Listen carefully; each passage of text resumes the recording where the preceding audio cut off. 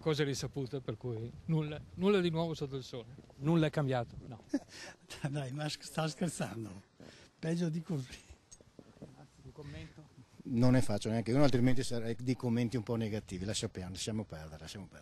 Tanta amarezza? Tanta.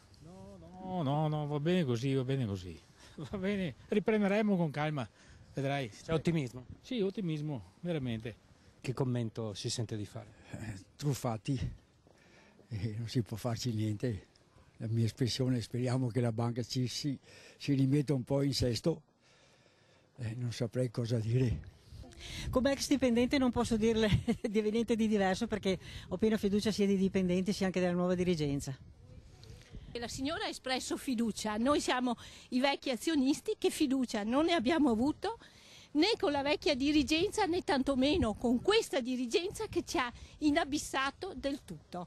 Non c'è continuità aziendale, è confermato. Con questo? Con la banca, come tutte le aziende, quando non c'è continuità aziendale non è in grado di stare in piedi. Se non ci sono soldi che vengono dall'ente pubblico come è previsto, non c'è nulla da fare.